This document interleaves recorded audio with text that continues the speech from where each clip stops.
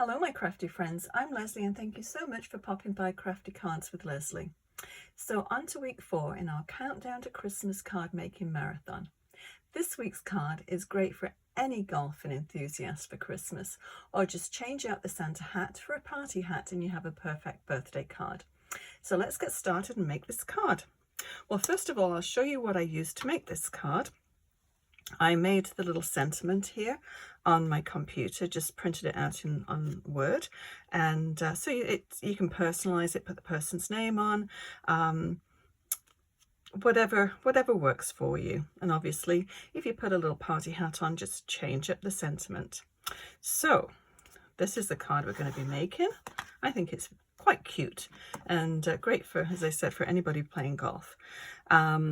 Garden green, Stampin Up colors, rosemary for the which is equivalent to Mossy Meadow in Stampin Up. This is a close to my heart one. The stamps that I used for the golf ball and the tee is a close to my heart one. It's called my hole-in-one, but I'm sure there's probably loads of different golf stamps out there, so just play around with it and have fun with it. And yeah, you can actually look on, if you've got a cricket too, you can look to see what they offer as far as the golf balls and the tees and the Santa hat. Actually, I think you probably find all you're looking for on there. The little Santa hat, I didn't have an individual Santa hat, but this one fits the little golf ball perfectly. So Whimsical Holidays, another close to my heart one. And so I just stamped it and then just fussy cut around it to cut the Santa's face off. So I was finished with just the Santa hat, which I think works perfectly with that golf ball. And then the background, I used this sketch plaid, and this is where I inked. They're two different greens, and you can't really tell an awful lot in the shading of this one. One's definitely a little bit more muted than the other, but I actually did a video about a month or so ago, and so it goes over. I don't want to really have to do this again. Don't want to take anybody's time up to go through another through this process again. So I thought I would just refer to that one if you want to see how I did the background for this. Very, very simple though. This is a great basic background stamp. If you're looking for a background stamp, this is a great one. You can mix up the colors. As I said, I did two different colors here. All you have to do is just slightly offset it, and that gives you the second color. So great versatile one. So anyway, enough chitter chatter, let's go on and make this card. So I have everything cut out here and colored, so I'd save a little bit of time. So regular size 4 1/4 by 5 1/2 base, card base, my usual size. Now can you still see that up there? I think so. And this one is 5 1/4 by 4. So let's go ahead and we'll just stick this down. We'll do the layers as we're going along. Yeah, I do like this plaid background. Now, did I tell you the name of that sketch plaid? If anybody's interested. And so we'll just leave about 1/8 of an inch all the way around. And so with this one, I've got a couple of different layers. The top one, I actually just use this yarn. It's just craft yarn. I've had it for ages out of my stash, and I use this green one. I thought this was quite a nice one. So let's just go ahead and do that top layer. And so all I did was put some tape on the back and then basically just wrapped it around. So we'll start here. We don't want any loose ends, and just make sure you just change the direction of it so it's not all 3 straight lines unless you want all 3 straight lines. Okay, so that's probably all we need to do for that one.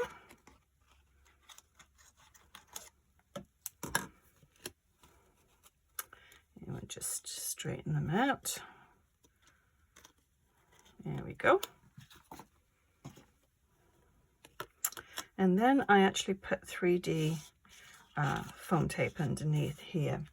So I'm just going to use some dimensionals, and just actually we'll give this an extra little bit of tape runner just to make sure it doesn't come unraveled. And let's go and put these down.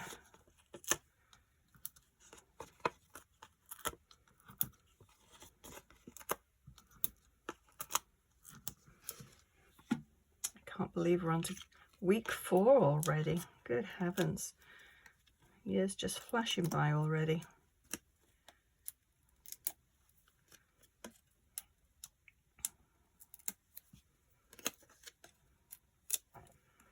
Okay, so we'll put this, oh, I didn't tell you the size of this, did I?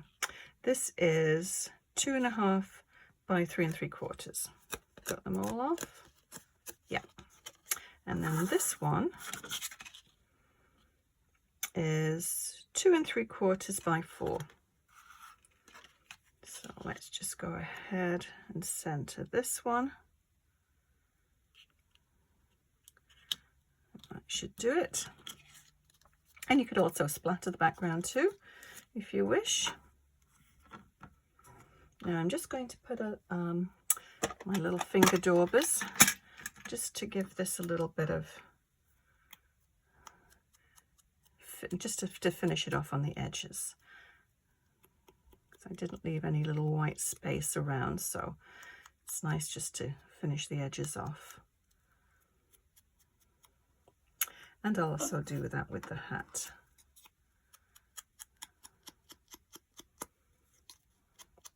If you did leave a little bit of white paper, because you obviously stamped on white, and you didn't cut everything off, this just covers it all up. So it covers up the little bits that you missed out.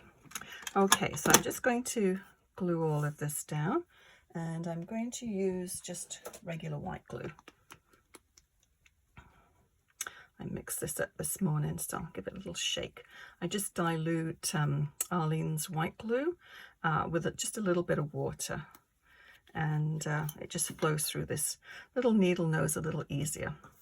Okay, I'm just going to put a little bit, whoops, a little bit of glue. Whoops, I think I diluted it maybe a little too much.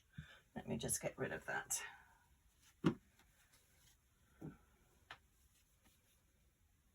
That's better.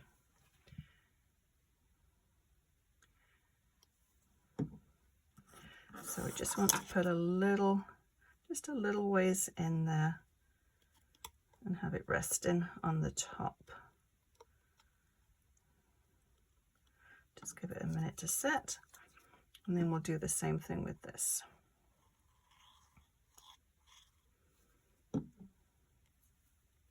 And you could put a little pom-pom on the end there too. That would look kind of cute. It just adds to the bulk, so you just need to be careful what you do there. Okay, so with this one, I'm going to flip it over, and I'm going to add dimensionals to the back of this one. Now, I think I'll put them, I always like to, if I'm joining two things together like that, it's always nice to actually put the dimensionals or glue, whatever it is that you're actually attaching, over the two pieces, and then that way it makes sure that it just sticks right together. And we don't want to waste all these bits on the edge, so I'm just going to cut these up, and we'll use these ones as well. Get that little bit down there. And then I have some little narrow ones, which I think I'll just cut in half. Well, now, will that be, oh, actually should be okay with this one, I think. Let's give it a shot.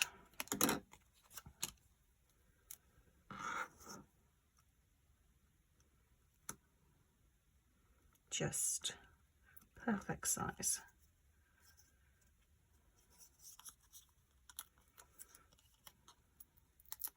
So the pens that I use to colour these in are close to my heart colours, the dark red blend, ice grey and light green blend. But whatever you have. Okay, so that goes, that should be about right there. Now that one I tucked underneath, but I think this one I'm just going to go right over the top. And then that will hold that down there. Okay, so next thing we need to do is just to pop it on here. Now, if you wanted to, you could put it on dimensionals again and bump it up, but I'm just going to stick it right the way down with tape runner.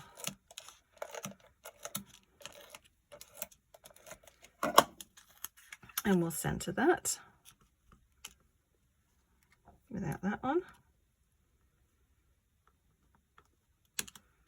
Okay, and then I have a couple of little gems here. I have no idea what make these ones are. They're just in my little red stash and a little bit different. I just have an assortment of little red gems, so I thought I may as well use them up. Get them off there. They are quite old, but they do still stick, so that's good. I'll just put one there. They are quite large, so I don't want to put too many on, but I'll put another one. Oops, I don't want it down there because we're going to put our sentiment. Actually, that's fine just there. I think I'll just put the 2 on. I usually do things in 3s, but I think it's good.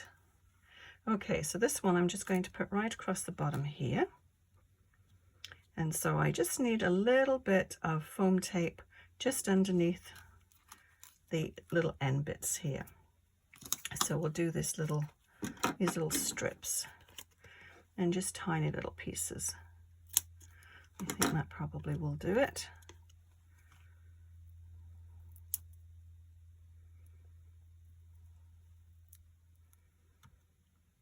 Right on the end of that one. Hopefully, I'll let me move that up. I keep moving it, bringing it towards me, and then it just slides right off camera view. Let's have a look. Yeah, I think that should be good. And so I'm just going to use some tape on this part.